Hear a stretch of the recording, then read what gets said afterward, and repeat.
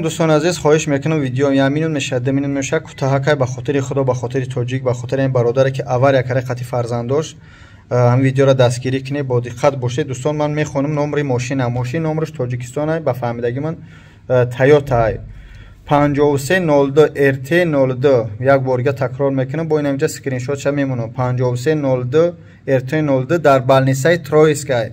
برادر عزیز صاحب همین ماشین کدمی است، یعنی که خش توار شاید همین برادر قطعی گودکاش آوار کردگی در بالنیسای ترویسکای. دوستان عزیز خواهش میکنم من ویدیو را پاک کنی تو صاحبش بیاوانش بخیزم با بالنیسای ترویسکای. برای متاسفانه ما مسکو قریب 400 کیلومتر دوریم نوشاز خودمون میرفتیم انیقش میکردیم میگفتیم که کی هست کی چی هست. اگر کدمیت برادری که در اون قربی بالنیسای ترویسک باشه التماس خواهش میکنم برای بگه کی است. همین یک برادر تاجیک قطعی فرزندش آوار کردگی و رقم ماشینش باز میگم 5302 RT02 بنا نوشته که ماشین در کجای استرای من نمیدونم همین معلومات روی کردگی یک برادری چچن خواهش میکنم یا بارگه همین چه صاحب ماشین کدمه خش تواری صاحب ماشین کدمه برای در بالنیسای ترویسک هم بموره. السلام علیکم خواهش میکنم ویدیو را پاک